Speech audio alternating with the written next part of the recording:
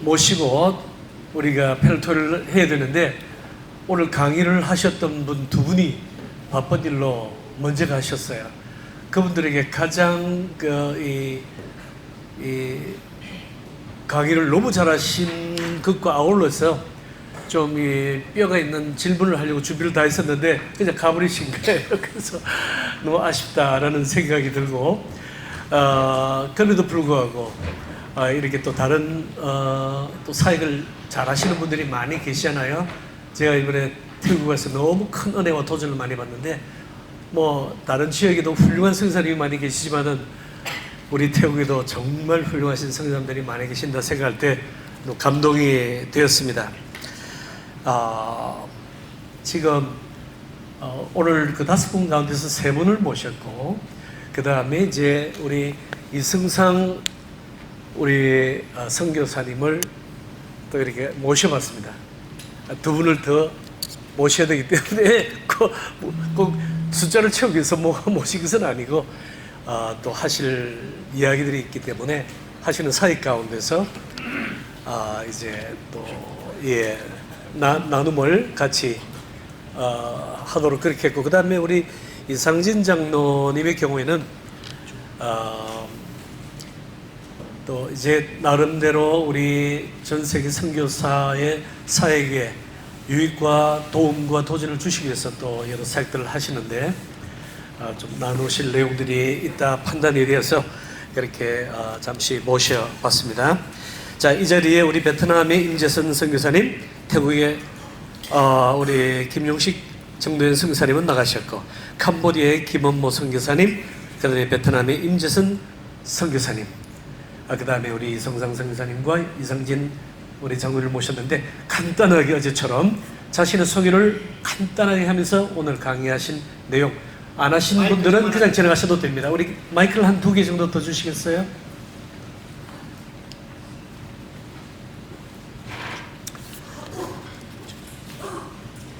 예, 시간은 3분이고요. 먼저 우리 임재선 선교사님부터 간략한 소개와 오늘 강의하신 내용을 아주 압축 요약해서 한번 설명을 해주시기 바랍니다.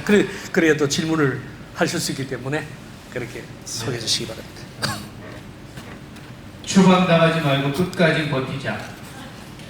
끝입니다. 오케이. 자, 그 다음에 우리 우리 김원모 선교사님, 네, 각자 소개 간단하게 그 다음에 오늘 강의하신 내용 소개해 주시죠. 네, 안녕하세요. 저는 김은모 선교사고요. 캄보디아에서 교회를 개척하고 또 이렇게 지교에 세우는 그런 일들을 하고 있습니다. 오늘 제가 발표한 내용은 이 선교, 다음 세대 선교를 위해서 지금 저희들이 먼저 우리 기독교를 바라보는 시선을 좀 더 좋게 할 필요가 있다. 네, 한번 미운털이 박힌 사람이 아무리 좋은 얘기를 해도요, 아무도 안 들어요. 네, 그런데 저 사람 정말 괜찮네, 저 사람 정말 어디 배울 점이 있네, 이렇게 생각하면 조금 실수해도 그 사람 말을 들어줍니다. 우리 여기 평판 이론 중에 특징이 한 가지가 있는데, 제가 평판이 바로 재정적인 어떤 가치다 이렇게 이야기했는데, 우리가 만약에 아파서 병원에 갈 경우에 돈이 많은 사람은 걱정이 없겠죠. 네, 돈으로 이렇게 치료를 할 수 있으니까. 그런데 이 평판도 똑같습니다. 평판이 좋은 사람은 위기의 순간에 도움의 손길이 많습니다. 그리고 평판이 안 좋은 사람은 아무리 발버둥을 쳐도 도울 사람이 없습니다. 그래서 이러한 것들을 잘 활용하고 저희가 전도하는 데 있어서 먼저 좀 잘 구축을 하면 분명히 효과 있는 선교가 나타나지 않을까 생각합니다. 예, 감사합니다. 그 다음에 우리 김농원 우리 선교사님. 예, 창세기 보면은 아브라함이 하나님께서 소돔과 고모라를 멸하시기 작정하셨잖아요. 그래서 아브라함의 중보기도가 들어갑니다. 여러분들 아브라함의 중보기도를 몇 번 한 줄 아세요? 아브라함이 50명이면 그 다음에 뭐라고 그랬죠? 40명이면 30명이면 20명이면 10명이면 그렇게 하면 5번밖에 안 돼요. 근데 45가 들어가요. 50명이면 45명이면 그래서 6번이에요. 근데 6번은 불완전한 숫자예요. 근데 만약에 아브라함이 한 사람이면 소돔과 고모라를 멸하시겠습니까? 멸하시렵니까? 했으면 하나님의 대답은 no, 멸하지 않을 거다. 이렇게 기도로 끝까지 갑시다. 기도로 끝까지 승리할 때까지 기도하는 거예요. 기도. 네. 예, 그다음 우리 장로님, 예, 간단하게 소개해 주시죠. 저 이상진 장로입니다. 저는 모태신앙이었고요. 저 어머니가 믿으셨고 아버지는 안 믿으셨어요. 그런데 이벤츄얼리로 아버지는 나중에 믿으시고 가정은 기독교 가정 속에서 유년주일학교, 혹시 아시는지 모르겠어요. 부산 부전교회, 제가 부산에서 태어났습니다. 한변기 목사님 계셨고, 그 다음에 신예철 목사님 모시고 이렇게 하신 그 교회에서 자라고, 그 다음에 대구로 와서, 그 다음에 엑스플로 74를 통해서 제가 CCC 간사로 하고 75년도에 미국 가서 50년간 살다가 지금 여기 태국에 나왔습니다. 예, 그렇군요. 감사합니다. 자, 우리 성상 선교사님 좀 간단하게 소개해 주시죠. 안녕하세요. 이성상 선교사입니다. 여러분들 좀 편하게 여기 프로그램에 좀 집중하실 수 있도록 잘 모시려고 노력해봤는데 좀 만족하게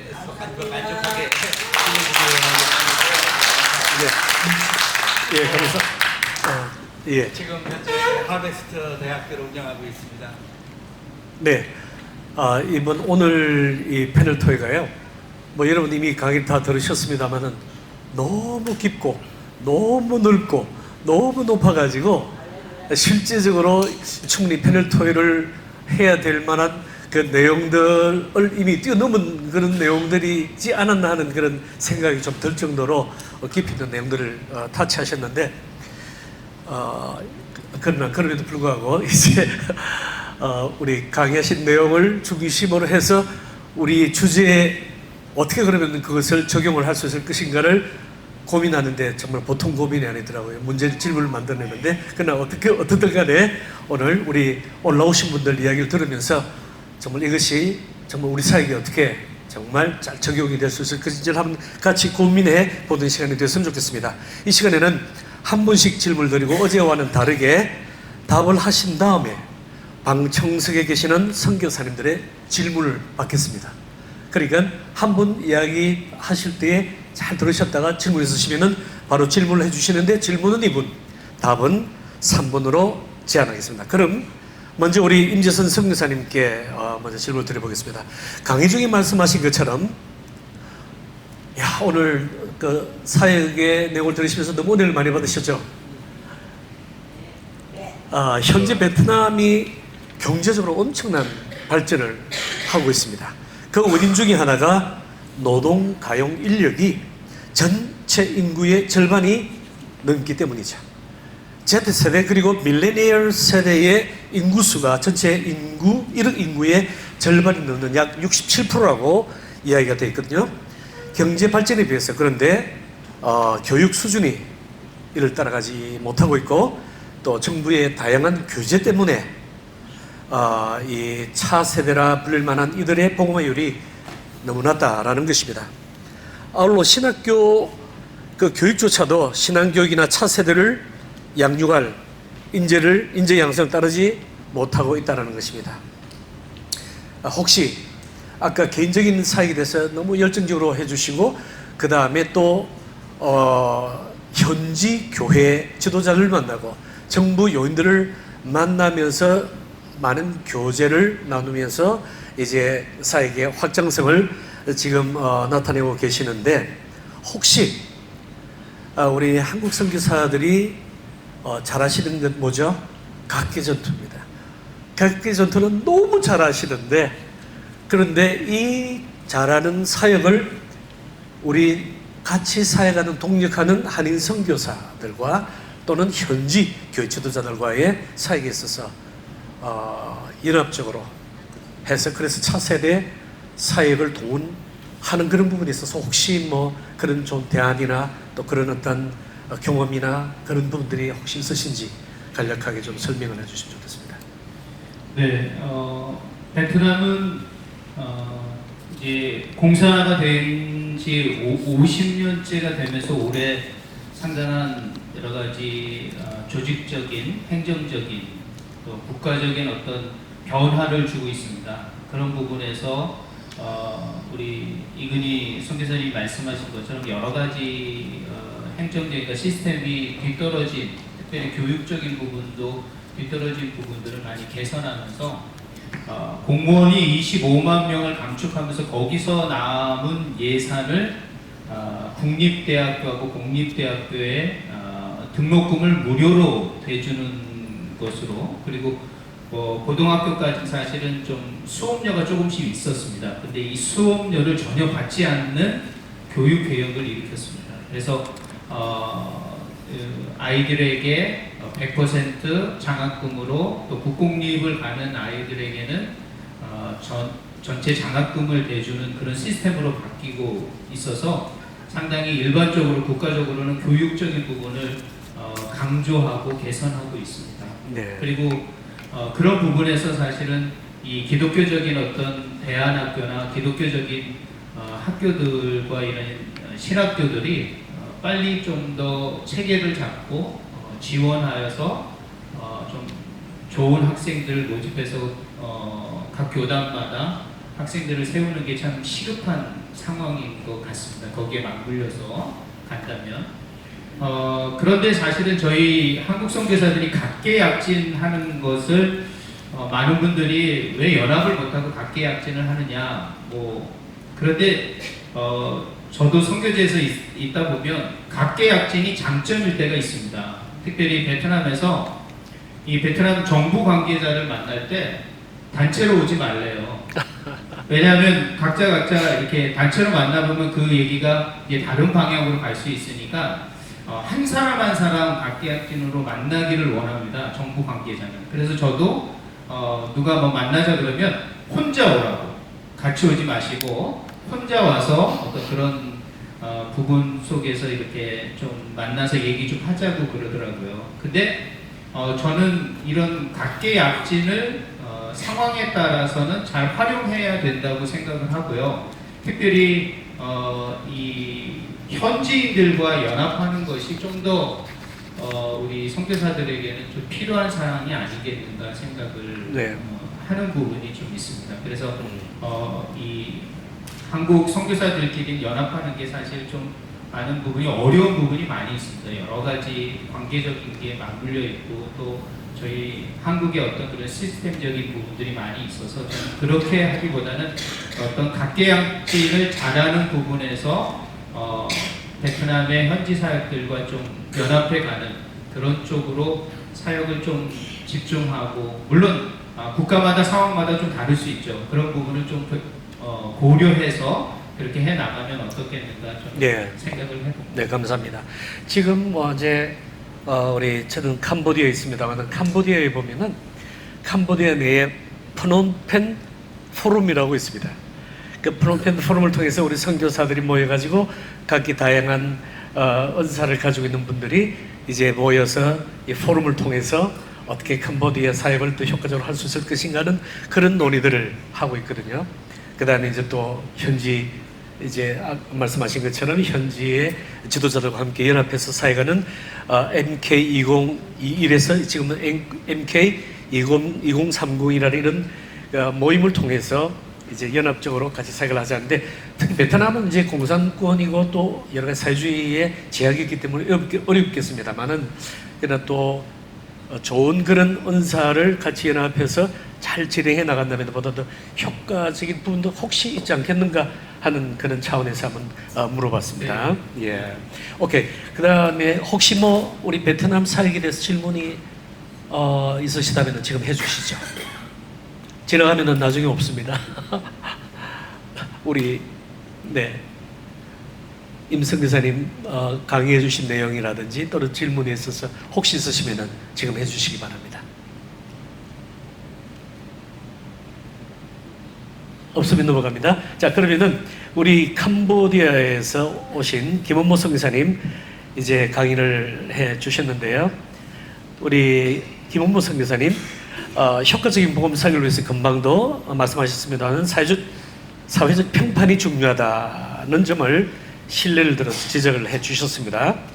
그리고 차 세대를 보다 효과적으로 양육하기 위해서는 어린이 전도에서 어른, 특히 성인 부모를 대상으로 한 그런 전도가 보다 효과적이다라고 이런 말씀을 해 주셨습니다. 충분히 동의가 되는 부분이라고 생각을 합니다. 그런데 이번 포럼의 주제가 다음 세대 선교 리더를 세우는 전략적 포럼이라는 대전제를 생각할 때에 캄보디아를 비롯한 동남아 지역에서는 다음 세대를 보다 더 가깝게 접근하기 위한, 그래서 차세대 리더를 세우기 위한 그런 방안에 있어서 어떤 방안들이 있을런지, 그런 부분에 대해서 혹시 뭐 사회 가다가 느낌이 경험한 분들이 있으실지 모르겠습니다. 네. 제가 말씀드렸던 것과 좀 비슷한 맥락으로 좀 말씀드리면, 이 아시아 문화권에서는 이 효나 또 이 가정의 그 끈끈함, 이런 것들이 굉장히 중요한 것 같아요. 제가 말씀드렸듯이 이 어른들에 대한 공경 또 존경, 이런 것들이 우리 캄보디아에서도 굉장히 잘 나타나고 있어요. 특히 부모를 거스르고 내가 종교를 혼자 갖는 것에 대해서 누구나 다 부담을 가지고 있고, 또 알게 모르게 많은 멸시와 환대를 또 당하고 있습니다. 실제로 저희가 처음에 교회를 그 80불에 방 한 칸 이렇게 집 하나 빌려가지고 시작을 했을 때 그냥 문을 열면 밖은 그냥 비포장 길이었어요. 막 먼지가 막 들어오고 하는 곳이었는데, 그러니까 더우니까 이게 문을 열고 예배를 드리거든요. 그럼 아이들이 이렇게 30-40명 모여 있어서 저희가 이제 설교하고 아이들하고 게임하고 뭐 퀴즈도 내고 애들이 막 맞추고 이런 걸 하거든요. 그러면은 이제 말씀을 막 가르치고 있는데 뒤에서 엄마들이 와요. 엄마들이 걸어오면서 머리끄댕이 자꾸 끌고 가는 거예요. 누가 여기 오라 그랬어? 이러면서. 네. 그런 것들을 저희가 많이 목격을 했어요. 그래서 이제 어린이들을 만 대상으로 하는 것은 한계가 있다는 생각을 하게 된 거고요. 그리고 부모들이 교회를 이렇게 다니게 되면은 아이들이 그 부모를 따라서 교회 오는 게 훨씬 수월한 겁니다. 그래서 저희는 거꾸로 저희들이 어떤 이제 제가 가지고 있는 경험이나 그때 기도회 때 임했던 어떤 성령의 은혜 때문에 청년 아이들이 거꾸로 부모 세대를 전도했지만, 만약에 지금 제가 계획하고 있는 거는 거꾸로입니다. 이게 조금 방향이 맞을지 모르겠지만, 저는 지금 아까 말씀드렸듯이 이상하게 우리 교회 구조가 노인들이 많아지고 있어요. 우리 그 중간 때는 이제 저와 고등학교, 대학교 이 시절을 같이 보냈던 친구들이 이제 부모가 되고 자녀들을 낳고, 그러면서 자녀들은 당연히 모태신앙이 되는 거예요. 근데 그 부모들은 그 친구들이 오랜 기도를 통해서 교회를 전도를 했어요. 그래서 지금 저희가 계획하고 있는 거는 노인대학이에요. 노인대학을 하게 되면요, 제 생각에 그 아래 자녀들, 손주들 교회를 데리고 오는 게 너무 쉬워집니다. 네, 그래서 노인대학을 통해서 제가 지금 계획만 하고 있습니다. 많은 것들이 필요해서 계획을 하고 있는데, 그분들이 오히려 다음 세대에 중요한 역할을 할 수 있다는 저는 생각을 하고 있어요. 그래서 자꾸 우리가 포커스를 다음 세대니까 티네이저다 이렇게만 보실 게 아니라, 그 사람들 어쨌든 우리 다음 세대, 그 다음 세대가 계속 같이 가려면 지금 전 세대를 아우르는 선교를 해야 한다. 포커스가 티네이저에 있을지라도 그렇게 해야 된다는 생각을 저는 하고 있습니다. 예, 고맙습니다. 우리가 선교 사역을 하다 보면은 우리 각 개인의 전략을 가지고 있지 않습니까? 그런 전략의 일환으로 지금 우리 김은모 선교사님께서 캄보디아에서 그런 사역을 진행하면서 나중에는 또 그것이 자연스럽게 이제 차세대 선교 동원으로 리더를 세울 수 있는 그런 이런 상황들이 이루어질 수 있다라고 말씀을 해 주시는 것 같습니다. 혹시 우리 김은모 선교사님이 말씀하신 데 대한 뭐 같은 생각이라든지, 아니면은 혹시 또 다른 의견이 있다든지 뭐 이런 질문이 있으시면 좀 해주시죠. 아니면 개인적인 의견도 괜찮습니다.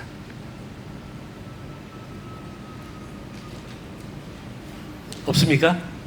네, 우리 네. 전 선교사님. 네. 김은모 선교사님에게 질문하겠습니다. 주제가 좀 빗나가는 건데요. 캄보디아에서 오셨잖아요. 캄보디아에서. 최근에 지금 캄보디아의 상황이 만만치가 않은데 그런 가운데서 어떻게 저렇게 평안하게 사역을 하실 수, 선교를 하실 수 있는지, 또 앞으로의 상황이 어떻게 전개될 것인지, 이건 또 어떻게 그런 부분에 관해서 방안을 가지고 계시는지 한번 말씀 부탁드립니다. 네, 말 잘해야 되는데요. 왜냐하면 캄보디아에 대해서 한국인들이 캄보디아를 바라보는 시선이 굉장히 나빠졌어요. 이 나라 자체의 평판이 떨어졌어요. 그렇다 보니까 그 어떤 여자분들이 나와서 캄보디아 안전해요, 캄보디아 제 2의 고향이에요, 평안해요, 이런 거 올렸다가 지금 엄청난 문매를 맞고 있어요. 그리고 그분들이 활동하던 유튜브나 이런 거를 다 내릴 수밖에 없어요. 하도 욕을 하니까. 네, 상황이 어려운 거는 맞습니다. 그런데 거기에 나온 분들의 얘기가 틀린 건 또 아니에요. 그분들도 선교사 자녀고요. 그때 그 여자분들 막 나와서 한 거 보셨죠, 뉴스에. 선교사 자녀고 우리 저기 교회 성도들이에요. 그분들 정말 그분들만큼 착한 사람이 없을 정도로 괜찮은 분들인데 지금 국민적인 아주 그 욕바지를 지금 받고 있어요. 좀 안타까운 마음이 있고, 왜냐하면 캄보디아에서 사는 사람들에게는 큰 영향이 없어요. 진짜 큰 영향이 없고 그 한국에서 와서 이렇게 많은 그 문제들을 야기하고 어떻게 보면 자기들만의 리그인 거예요. 근데 그게 그렇다고 해서 우리가 평안하게 있으면 되냐? 그런 건 아니에요. 왜냐하면 아까 제가 사회적 책임에 대해서 이야기했듯이 교회도 사회적 책임에 같이 따라야 됩니다. 이 시기에 제가 아무리 이 평판을 좋게 하기 위해서 단기 선교팀과 열심히 사역하고 이게 중요하다고 하더라도 지금 같은 시기에 국민적인 시선이 이렇게 안 좋은 시기에 단기 선교팀을 보내고 그것을 받고 활동하고 하는 건 하면 안 되는 거예요. 자제해야 되는 거예요. 이런 유연성이 좀 필요할 것 같고요. 그리고 좋은 점이 있어요. 이렇게 뉴스에 막 떠들고 하면서 긍정적인 효과도 있는데, 그건 뭐냐면 저희들이 다니고 생활하고 하는데 조금 위축되는 면이 없지 않아 있어요. 왜냐하면 캄보디아 사람들도 한국인을 지금 미워하기 시작했어요. 왜 한국 사람들 유독 이렇게 들쑤시고 난리냐, 이런 시선들이 있어요. 그래서 부담스럽기는 하지만 저희들이 이제 사회적 책임의 도리를 다하는 생각으로 또 자제할 때는 좀 자제하고 무조건 끌고 나가겠다 하는 마음보다는 그렇게 하는 게 또 중요하다고 생각합니다. 예, 저도 캄보디아에서 사역하는 사람의 한 사람으로서 동의하고요. 염려하셔도 됩니다. 예, 계속 기도해 주시기를 바랍니다. 자, 그다음에 우리 김노원 선교사님께 이제 마이크를 돌려보겠습니다. 지난 오랜 기간 동안에 태국 특히 치앙마이를 중심으로 성시화 운동을 지난 10년 동안, 20년 동안에 줄기차게 해오셨습니다.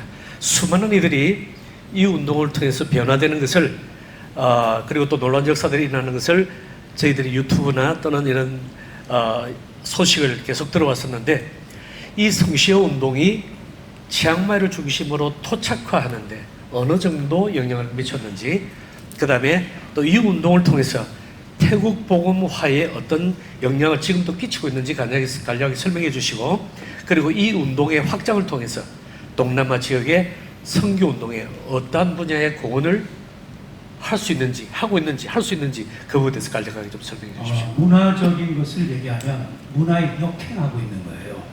태국 사람들은 아주 사일런트, 침묵을 강요하잖아요. 그리고 이제 절에 가면은 다 침묵하지 않습니까? 그러다 보니까 이제 그런 사람들이 예수 믿고 들어오게 되니까 교회에 침묵하는 거예요. 하나님 기도하는 거예요. 근데 제가 이게 토착을 한다 그러면은 사실 코리안 스타일, 한국에서 부르짖고 기도하는 것들이 이것이 와서는 침묵의 기도로 바뀌어야 된다고 봐요. 그게 토착한데, 근데 영적으로 봤을 때는 그것을 극복하는 하나의 통로로 봐야 되겠다. 우리가 정상에서 비정상이냐? 지금은 사실 정상이 비정상인 거예요. 비정상이 정상인 거예요. 우리가 새벽에 기도한다. 비정상인 거예요. 그래도 기도하는 거예요. 우리가 기도 합심기도 한다, 통성기도 한다. 지금 MZ 세대에는 사실 이 비정상인 거예요. 그래도 우리가 그래도 소리 높이고 합심하고 기도하는. 그래서 이제 토착하라고 하는 말을 했을 때 왜 태국 사람 같이 되지 못하느냐 그런 얘기거든요. 근데 성경이 기준이 돼야 된다. 성경이 뭐라고 하느냐. 그래서 성경의 기준을 가지고 토착화를 극복해야 되지 않느냐. 그러면 이제 이게 어느 정도 효과가 있느냐. 엄청난 효과가 있어요. 엄청난 효과. 제가 수영농계 청년에서 신앙생활 하면서 뜨겁게 했는데 이 태국 사람도 그렇게 변할 것이냐 변하냐. 변합니다. 하나님의 은혜가 임하니까 태국 교회 청년이 똑같아요. 똑같아요. 기도합시다! 하면 막 기도하고 막 태국 목사들도 막 놀래요. 이 사람도 태국 사람 맞냐고 해서 막. 근데 이 기도라고 하는 것은 불이잖아요. 불. 이 불은 다른 데를 점령시키는 거예요. 전용시키는 거예요. 불이 나면 딴 데도 불이 붙게 되어 있는 거예요. 그래서 이제 치앙마이에서 시작된 이 기도의 불이 태국 전역으로 이제 흩어지고 있고, 여기 그 인도네시아, 죄송합니다. 인도 그 이홍성 교사님 오셨는데, 10몇 년에 오셔가지고 제가 치앙마이에서 기도사에 간다니까, 그럼 우리도 해야 되겠다. 이제 콜카타에서 10년 이상 했어요. 그러고 난 다음에 제가 베트남 갔어요. 베트남에 호치민시티에 가가지고, 마침 그 베트남 목회자하고 저희하고 연결된 게 있어가지고, 저희들이 단기성교도 가고 이렇게 하다가, 베트남에 정필도 목사님 모시고, 호치민에서 저희들이 호치민 성시학교도 집회했어요. 근데 이제 베트남 선교사님들께 알리진 않았습니다. 그럼 뭐 저희도 심치용 선교사님도 잘 알고 하지만은 현지 목회, 현지 교단을 통해서 이렇게 했고, 그 다음에 이거 기도 운동이 아마 기도 운동이 계속해서 번져나갈 수밖에 없어요. 왜? 분이니까.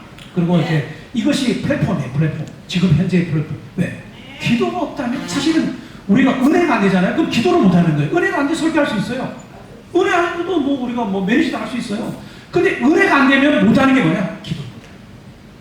그래서 이 기도 자체가 현재 말하고 있는 그 플랫폼인데, 이 기도의 이 바탕에 그래서 계속해서 확장되어 있어요. 이것이 나의 생각이라면 반드시 안 돼요. 근데 하나님의 계획이라면 반드시 이루어지게 돼 있어요. 왜? 하나님의 말씀. 그런 차원에서 계속해서 이 기도 운동은 확산될 것이다 하는 전망입니다. 네, 이 성시화가 사실 기도를 통해서 이루어지지 않습니까? 이것이 지금 현재 태국 전역으로 지금 확장되고 있는 그런 상황이죠. 지금 이제 태국이 77개 도인데 17개 도에서 25개 시에서 이게 진행되고 있어요. 근데 이제 코로나 때문에 굉장히 좀 코로나 때문에 좀 주춤한 건 있는데, 치앙마이와 치앙라이에서는 코로나 시대 때도 시간 때도 우리가 계속해서 기도를 이어가고 있어요. 예. 이런 운동이 우리 태국뿐만 아니라 우리 인도 차이나 지역의 동남아 지역에 지속적으로 좀 확장되어 나가는, 그래서 수많은 지역의 도시들이 성시화되는 그런 놀라운 역사가 일어날 수 있기를 간절히 바랍니다. 이 시간에는 우리 네, 질문이 있으시군요. 네, 우리 말씀 들으면서 네. 목회는 하나님이 하신다. 또 성령이 하신다잖아요. 네. 선교도 하나님이 하신다. 성령이 하신다잖아요. 암만 전략이 좋고 뭐가 좋지만, 네. 근데 오늘 제가 노우로 목사님 말씀 들으면서 제가 형제교회, 우리 김내세 현재 대표입니다. 그 교회는 교회의 존재 의미, 또 교회의 사명, 이것이 뭐냐면 사도행전 2장 42절로가 우리가 그대로 이 교회 현재 존재 의미요, 앞으로의 사명이요, 우리가 살아가는 의미다. 이걸 항상 늘 강조합니다. 그러니까 담임 목사님이 계시든 안 계시든 이미 그 교회는 모두가 선교사로서의 사명으로 참여합니다. 그런데 목사님한테 여쭤보고 싶은 것은, 그래, 현지인들의 변화 역사가 일어나는지. 예, 제가 그 성격을 변화시킬 수 없어요. 근데 제가 반찬하고 밥은 준비해 놓을 수 있잖아요. 그러면 그것을 먹고 나면은 거기서 맛있다 없다 하는 것을 본인이 느끼잖아요. 근데 하나님의 그 은혜로 이 청년들이 변화되는 걸 보여줘요. 근데 제가 이 영상을 못 보여드렸는데, 영상에 보면은 수천 명이 봅니다. 수천 명이. 예. 5천 명, 7천 명이 모여가지고 하는데, 그 애기들 때도 와요, 애기들. 유치원 아이들이 와가지고 선동을 기도한다니까요. 그 걔네들이 뭐를 기도하겠어요. 그러나 우리들이 기도하니까 따라서 하는 거예요. 그리고 그 안에서 성령이 그래서 자연스럽게 세대가 이어지는 거예요. 이어지는 거예요. 예, 영적 지도자가 이어지는 거예요. 지금 20년 하니까 우리 교회 같은 경우에는 20년 전에 있던 애들이 있잖아요. 지금 다 애들이 벌써 25, 26살이에요. 걔네들이 또 이어가는 거예요. 그 세대가 이어져가는 거예요. 그러니까 결국은 사실 이 기도의 지도자가 세워지지 않으면 소망이 없다. 기도하는 사람. 아멘. 예, 감사합니다. 예, 또 질문 있어요? 네, 우리 필리핀의 우리 선생님. 이능원 목사님께 먼저 감사 인사를 드리고 싶은 게 김동원 목사님. 네, 김동원. 네, 네. 네. 저희가 지금 3일째인가요? 3일째 있는데 여러분 발표자들 중에서 대한민국을 위해서 기도는 오늘 처음 했어요. 아까. 여러분 어디에 계시든지 모국이 건강해야 됩니다. 그래서 어디에 계시든지 꼭 대한민국을 위해서 기도하셔야 됩니다. 시작할 때도 기도하시고 끝날 때도 기도하시고 전에는 상기도가 전부 다 포국재단이었습니다. 그게 많이 없어졌습니다. 지금 한국이 최고의 위기에 있습니다. 영적으로 보더라도. 그래서 참 감사드리고 또 한 가지는 모세와 같은 지도자, 다윗 같은 지도자 또는 바울 같은 지도자 나와야 됩니다. 그 민족, 그 나라에. 대한민국도 그렇고 여러분도 그렇고. 그래서 태국도 모세 같은 지도자 나오기를 기도해야 된다. 우리 이병희 목사님 아침에 말씀하시기를 오늘 우리가 어떤 기도를 하느냐 그게 미래다. 그게 미래다. 그래서 앞으로 태국을 복음하기 위해서는 모세 같은 지도자가 세워져야 된다. 다윗 같은 지도자 세워져야 된다. 사도 같은 지도자 세워져야 된다. 이런 기도를 같이 하고 계시는지 또 다른 모든 쪽도 마찬가지. 그 나라 베트남이나 인도나 인도네시아나 전 세계 성도님들이 그 나라의 지도자가 모세 같은 지도자 세워주고 다음 세대를 키워야 되겠다. 그걸 위해서 기도했으면 좋겠다. 이런 마음을 드리겠습니다. 저희들이 그 5가지 기도를 권합니다. 어느 도시 어느 가든지 첫 번째 회개 기도.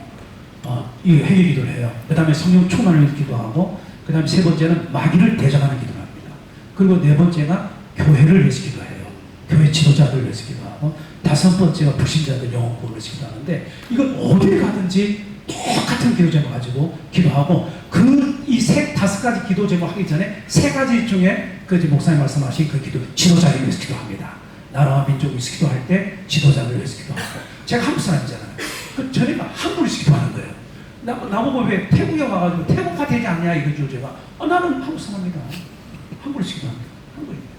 또 내가 왜 태국 사람이 되냐? 난 한국 사람이다. 한국에는 정체성을 가지고 있는 거예요. 그래서 아까 목사님 말씀하신 3가지 기도는 우리가 대표로 기도하고 5가지 기도 제목을 가지고는 합심해서 통성을 기도해요. 예, 고맙습니다. 또 다른 분, 네, 죄송합니다. 예, 저기 먼저 손을 들으셨어요. 네. 그냥 조용히 있다 가려고 했는데 네. 많이 쓰리한테서 와가지고 그냥 조용히가 있다. 그럴 것 같아요. 예, 비행기사. 드릴 예. 드리고 싶은 말씀은 가족분들한테 다 드리고 싶어요. 뭐냐면 좀 스리랑카 사용하는데 캄보디아나 베트남이나 태국이나 불교하고 비슷해요. 근데 그러면서 많은 차이점을 느꼈어요. 지금 다음 세대라도 이게 나이냐, 뭐가 다음 세대에 대한 기준이냐라는 것이 좀 궁금했고, 나이만 단순 없다고 봐요.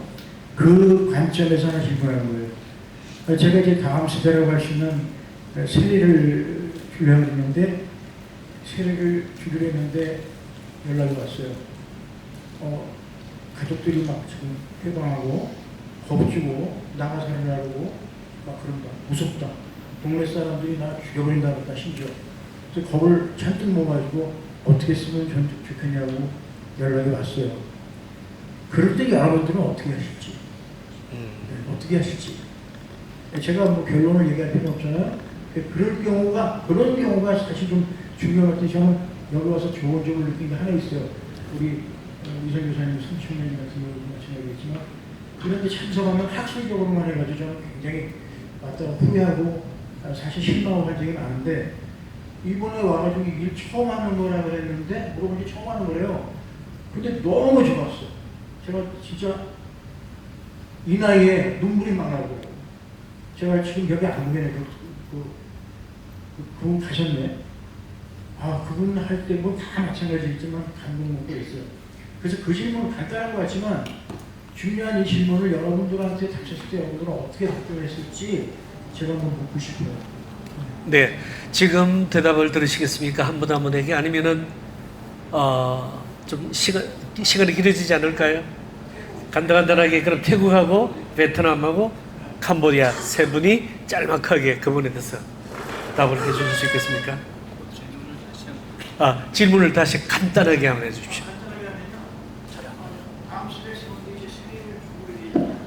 다음 세대에 그런데 세례를 주려고 하니까 그쪽 핍박이 문화가 심하니까.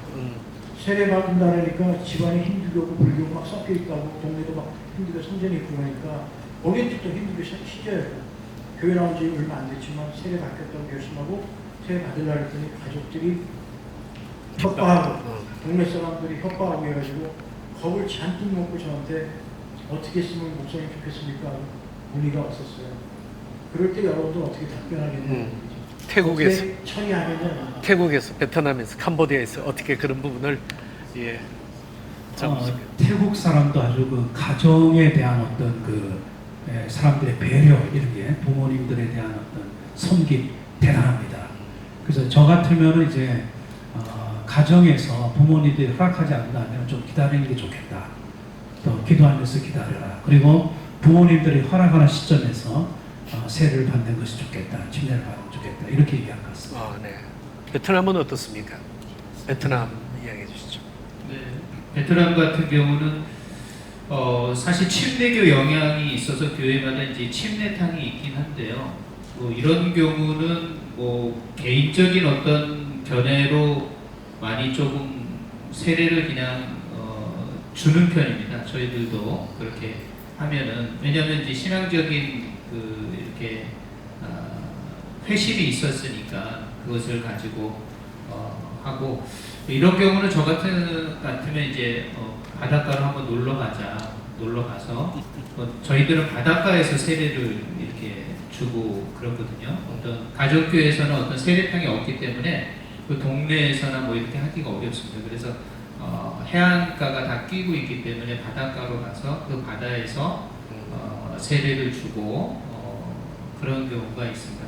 물론 가족을 많이 배려하긴 하지만 이 개인적인 부분이니까 저 같으면은 좀 세례를 받고 또 그것에 대해서 가족에게 좀 잘 말을 해주는 쪽으로 저는 진행을 하고 그렇습니다. 네. 그런 쪽으로 하면 많이 좀 이겨내게 되더라고요. 세례를 받으면서 다시 마음을 좀 받아들고 담대하게 또 가정에서의 그 영적인 어떤 그런 관계 속에서도 이겨가는 부분들을 보게 됩니다. 네, 캄보디아 경우를 간단하게 좀 소개해 주시죠. 캄보디아의 상황에서는 그 정도로 심한 저기가 있을지 잘 모르겠어요. 사람 정확히 이유에서. 그러나 제가 이제 마지막이라서 오래 생각을 해봤는데요. 두 가지 방법이 있을 것 같아요. 만약에 미성년자라고 한다면 아까 우리 선교사님 말씀하신 것처럼 조금의 시간을 두고 이렇게 생각을 할 것 같고요.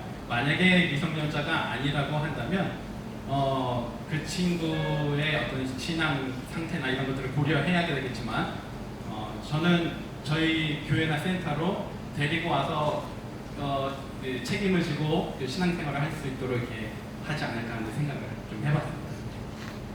예, 김성근 선생님 도움이 되셨습니까? 예, 고맙습니다. 네네. 그렇죠. 예, 동남아 지역이니까 문화도 비슷하고 하니까 그죠? 자, 그 다음에 우리 집사님이십니까? 전도사님이십니까? 전도사님, 네. 안녕하십니까. 저는 간단히 질의, 그 다음에 제안 두 가지 간단히 드리겠습니다. 아까 전에 스리랑카 선교사님께서 말씀하신 것을 깜짝 놀랐는데 제가 이 지역적인 공격이, 나라적인 공격이 어떤 것이 있을 때 그것을 어떻게 돌파해내고 이 성령의 그 부흥운동을 일으켜내는 것도 굉장히 힘들지만 그것을 영적인 어떤 지역적인 것들을 파쇄하고 물리쳐가면서 여기까지 하셨는데 그것을 유지시키고 불도저처럼 밀어붙이고 그 어떤 회당도 있었을 때 그렇게 해나가는 그런 비결을 좀 여쭤보고 싶었을 때 이 지역적으로 공격하는 것들이 어떤 것들이 있었는지 알고 싶었고, 한국이라면 뭐 보수적인 성향이라든지 유교적이라든지 주로 부엌에서 일어나는 것들, 이런 심리적인 것들이 굉장히 이 부흥을 했지만 또 그것을 유지시키는 게 굉장히 어렵거든요. 근데 그런 부분을 어떻게 지역적인 색깔인지 그런 것들을 어떻게 파쇄시키고 물리치고 그 아이들을 구해내고, 정말 지금 말씀하신 게 실질적인 상황으로 들어가면 제가 귀로 들은 실화들은 끔찍하고 처참한 상황들도 있었어요. 지금 내가 마음으로 그 아이들을 또 목회자로서 이렇게 인도한다라는 그런 개념적인 게 아니라 사건 사고들이 일어날 수도 있는 그런 상황들을 어떻게 대처하고 물리칠 수 있는지를 여쭤보고 싶었던 게 제 질문이었고요. 네, 두 번째는 아까 전에 어떤 그 리더하시는 목사님께서 그 우리나라 6.25 참전 용사들이 1만 명이 있었는데 태국에 청년 때 그렇게 1만 명이 포함된 자들이 원어민 목사가 되어서 그 교회를 일구어 나간 그 무리가 있거든요. 제가 직접 사실은 태국에 신혼여행을 왔었는데 신랑하고 같이 지도를 찾아서 거기 찾아갔었어요. 묘목을 가져왔는데 한국에서 그게 엄청나게 그 나무가 커졌고 한 200명 정도 있었거든요. 그때 당시에 큰 교회였는데 그때 당시에도 정말 그 주변의 주민들이 막 돌로 갖다 그 교회를 막 창문을 부시고 막 그런 일들이 있었더라고요. 그래서 그런 그 고마운 이 나라의 그런 전사들을 발굴해내셔서 찾아내셔서 함께 네트워크를 하시면 어떨까 하는 제안입니다. 감사합니다. 네. 뭐 거기에 대해서 좀 답을 하실 수 있겠습니까? 네. 네. 짧게 지금 해주십시오. 이제 그런 케이스가 있는데 한국에서 단기 선교팀이 왔어요. 이단들이 아닙니다. 일반 정상교회에서 왔는데 여기 도이스템이라는 산이 있습니다. 산에 올라가가지고 막 손들고 막 기도한 거예요. 막 이렇게 한 거예요. 이렇게 막 그냥 이렇게 하고 한 거예요. 그게 지켰어. 근데 이제 태국 사람들이 놀에서 볼 때는 그게 너무 일반적인 게 아니에요. 기독교인이라면 기도를 자기처럼 기독해야지 종교인인 거예요. 막 이렇게 하는 거 지켜가지고 한국에서 이단이 와가지고 우리 치앙마이를 저주했다고 막 이렇게 신문이 난 거예요. 근데 우리가 거기 올라가서 내 기도하거든요, 지금. 그래서 이제 그건 이제 방법적인 문제인 것 같아요. 내용이 아니에요, 내용. 내용은 기도하는 거 똑같죠. 그 사람들도 똑같이 축복이 됐을 거라고요. 근데 이제 그래서 이제 그 우리가 막 기도할 때도 보면은 그 MT 하는 그 방송국에서 보면은 막 성도들이 막 손들고 막 기도하고 막 이런 걸 보여주잖아요. 그러면 저것들 미쳤다고 막 그렇게 하는데, 그래서 그런 것에 조금 이제 그런 방법적인 것은 우리가 조금 포장을 할 필요가 있을 것 같아요. 그러면 이제 어떤 핍박이라든지 외관상의 핍박이 없거든요. 그런 게 있고, 근데 영적인 거기 때문에 영적으로 대체할 수밖에 없어요. 그러니까 이제 그 뭐냐, 예수 그리스도 이러면 당장 이 사람들이 안 되죠. 근데 속으로 그런 거 얘기하면서 그러고 나서 인내하고 기도하고 그럴 수밖에 없어요. 다른 방법 없어요. 기도에 다른 이유가 없다고 말씀하시죠. 예수님 말씀. 그럼 또 붙여가지고 금식. 방법이 없어요. 네, 오케이. 좀 더 자세한 내용은 나중에 따로 좀 만나셔서 대화를 나눠주시면 좋겠습니다. 오케이. 자, 그러면은 우리 이상진 장로님께 한번 좀 마이크를 옮겨보겠습니다. 21 APM 운동을 이끌고 지금 계신데 그 운동의 의미와 목적이 무엇인지, 그다음에 그것이 지금 현재 선교 사역에 어떠한 공헌을 하고 있고 어떤 영향을 주는지 짤막하게 좀 설명해 주시면 감사하겠습니다. 네. 네, 알겠습니다. 21 APM은 21은 21세기를 뜻하고요. APM은 A는 X. 우리 사도행전을 영어로 X, Book of X라고 하거든요. 사도행전, P는 people, 사람들, 그리고 M은 미션입니다. 한국말로 한다 할 것 같으면 21세기 사도행전을 쓰며 사는 사람들을 줄여가지고 21 사사 선교회라고 하기도 하고 21 영어로 APM이라고 합니다. 이 21 APM이 생긴 것은 1997년도에 GMC라고 하는 선교단체를 하나 만들었는데요. 그것 가지고 인도에 계속적으로 1년에 한 달씩 제가 선교를 나갔습니다. 그랬는데 작년 2024년부터 하나님께서 저에게 준 영감은 지금까지 한 35년이 36, 7년이 되도록 인도 한 군데를 포커싱 했다면 This is time to go to worldwide. 이렇게 세계 글로벌적으로 나가면서 말씀을 전파하고 하는 것이 제게 주신 하나님의 인스피레이션이었습니다. 그래서 제가 사실 지금까지도 비즈니스는 하고 있어요. 1978년에 시작한 부동산 회사를 지금도 가지고 있는데 작년부터 계속해서 다운사이즈를 하면서 올해 늦어도 내년에는 다 클로즈를 하고 풀타임으로 이 일에 저희 모든 rest of my life, 나의 그 남은 인생을 내가 할 때까지, 할 수 있을 때까지, 제가 뭐 아시는 분 아시겠지만 제가 78세예요. 그런데 rest of my life라 그러면 제가 계획하는 걸 지금 2033년까지를 지금 계획을 하고 하나님께서 힘 주시는 한 건강 주시는 데까지는 하려고 그래요. 여러분 건강이 굉장히 중요한 거 아시죠? 건강 없으면 아무것도 못해요. 그런 마음을 가지고 지금 220나라가 있고요. 지금 유엔에 가입된 나라가 202나라 정도 될 거예요.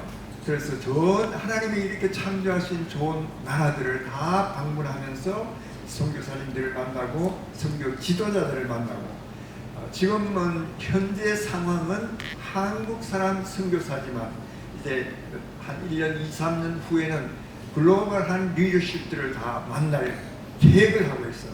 그래서 최소한 1000명의 이 국제적인 그 리더십들을 만나서 인터뷰하고, 인터뷰의 목적은 두 가지.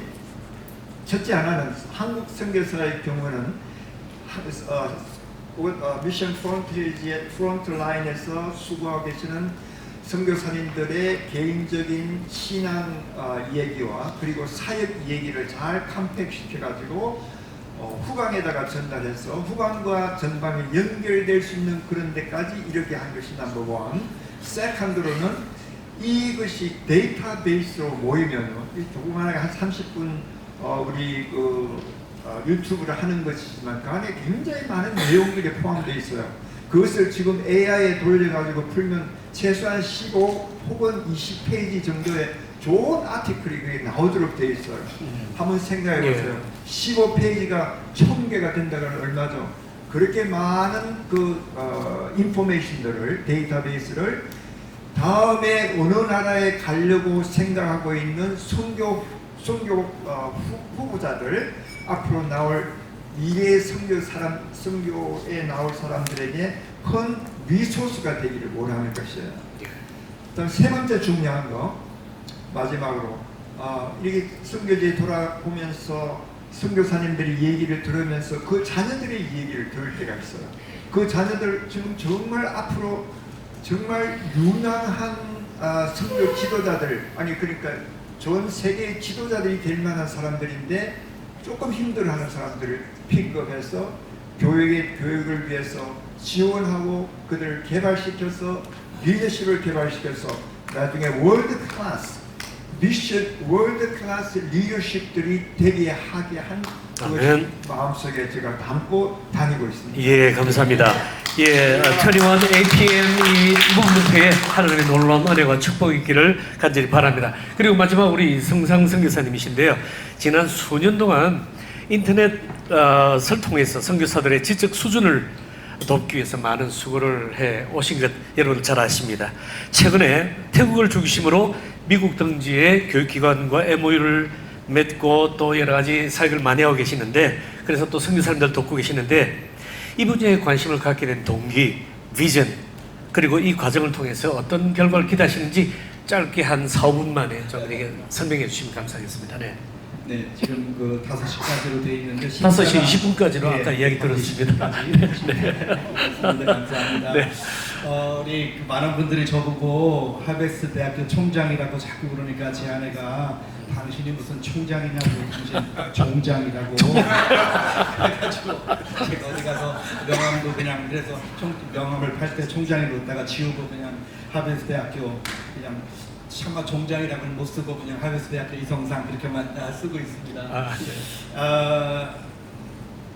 사실은 어저께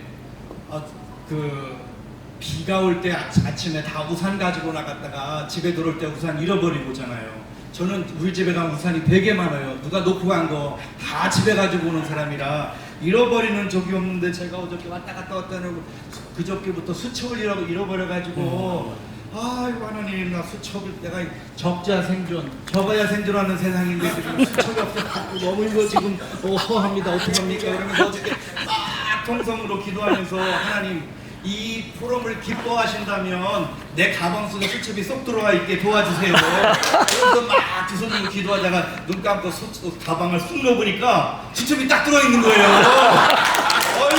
그래가지고 하나님께서 이 킴넷을 기뻐하시는구나. 하나님께서 감넷을 기뻐하시는구나. 여기 오신 분들이 막 춥고 배고프고 어떨지 모르지만 서로 만나서 이렇게 껴안고 이뻐하고 뽀뽀하고 막 이걸 하나님이 기뻐하시구나 생각하면서 여러분들 섬기는 걸 굉장히 기뻐하고 있습니다. 예. 하나님이 함께 하시는 걸 생각하면 감사하고요. 제가 특별히 이렇게 하베스트 대학교를 하게 된 이유는 저는 뭐 그냥 공부도 뒤에서 1등, 뭐 모든 게 다 뒤에서 1등이라 뭐 감히 뭐 어떻게 총장이라고 할 만한 그런 조건이 아무것도 없는데 제가 이제 우리 아까 스리랑카에서 오신 우리 선교사님 만나 뵈니까 막 눈물이 앞을 가지는데요. 스리랑카에 사역할 때 정말 우리 불교 승려들이 제 뺨을 그냥 자기네 놀이터처럼 많이 때리고 침 뱉고 돌 던지고 칼 가지고 저희 집에 쳐들어와서 저를 죽이려고 그래서 경찰들이 저희 집에 6개월간 지키기도 하고 뭐 대사관에서 연락 와서 도망 다니기도 하고 뭐 그런 이제 시절을 지나다가 태국에 이렇게 와서 뭐 전혀 아무런 뭐 그런 지역에 있으면서 제가 하나님께 기도를 드렸어요. 하나님, 제가 그 안식년을 영국으로 가고 싶어가지고 식구들하고 막 더 좀 공부를 좀 하고 싶어서 가려고 그랬는데 한국에 IMF 사태가 터진 거예요. 김영삼 대통령 말기에. 그래가지고 안식년을 못 가고 저를 후원하던 후원교육에 건축 중에 부도가 나서 돈이 없어가지고 그래서 안식년 가려고 하는 돈을 다시 그냥 한국에 보내드리고 안식년을 포기. 하나님, 저처럼 선교사님들이 좀 공부하고 싶은 한 선교사님들 마음껏 공부할 수 있는 그런 기관 좀 많이 세워주세요 하고 2달간 기도했는데 하나님께서 저를 보고 바로 그 일을 네가 해라. 네가 해라. 2번이나 제게 말씀하셔서 어떻게 하는지도 모르고 그냥 하다 보니까 지금 여기까지 왔습니다. 네, 그렇군요. 예. 뭐 특별한 기대나 또는 그런 부분에 대해서는 어떻게 생각하십니까? 지금까지 한 2,500여 명 선교사님들께서 네. 공부하고 계시고 할렐루야. 여기도 보니까 많은 예. 분들이 지금 공부하고 계시고 예. 저희가 선교사 연장 교육으로 학위 없이 마음껏 공부하도록 뭐 사군자도 배우고 뭐 뜨개질도 배우고 히브리 헬라어 라틴어 신약 그냥 뭐 선교사님들이 배우고 싶은 거 다 그것이 선교사 지도력 개발에 큰 도움이 되리라고 확신하십니까? 모르겠어요. 선교사님이 원하면 다 가르쳐줘요. 예, 자 어제에 이어서 오늘 5분 플러스 2 해서 귀한 내용을 나누어 주셨습니다. 이분들에게 여러분 격려의 박수를 부탁드립니다. 네, 감사합니다. 예, 갈수록 교회가 어려워지고 특히 선교사의 숫자가 감소하는 현 상황에서 어떻게 하면 우리가 미래 세대 선교 지도자를 양육하며 세워나가야 할 것인가 하는 것은 현 한국교회 그리고 선교단체가 명운을 걸고 풀어나가지 않으면 안 될 그런 과제인 것은 분명합니다. 현란한 구호나 준비되지 않은 각종 운동 혹은 대회에 의존하기보다 구체적이며 실제적인 대안들이 제시되고 선교 현지에서 적용되어지는 그러한 내용들이 많이 제시되어 줄 수 있기를 소망해 봅니다. 이 시점에 이곳 치앙마이에서 이런 동남아 지도개발회를 통해서 이런 것을 우리가 고민할 수 있게 된 것 다시 한번 기쁘게 생각하고요. 이것을 위해서 우리 존경하는 킴넷의 우리 출식 목사님 오시지는 못하셨습니다만은 그리고 감넷의 우리 본부장 되시는 우리 빅토리아 최 목사님 그리고 이제 11월 달에 총회를 통해서 상임 대표가 되실 우리 이상진 장로님 그리고 또 사무총장 되실 우리 양태철 목사님 계십니까? 네. 그리고 처장 되시는 우리 조셉 리 우리 목사님께 진심으로 감사를 드립니다. 그리고 여기 함께 참여해주신 모든 분께 다시 한번 진심으로 감사를 드리면서 이 페인트를 마치겠습니다. 감사합니다. 네, 감사합니다. 고맙습니다. 네.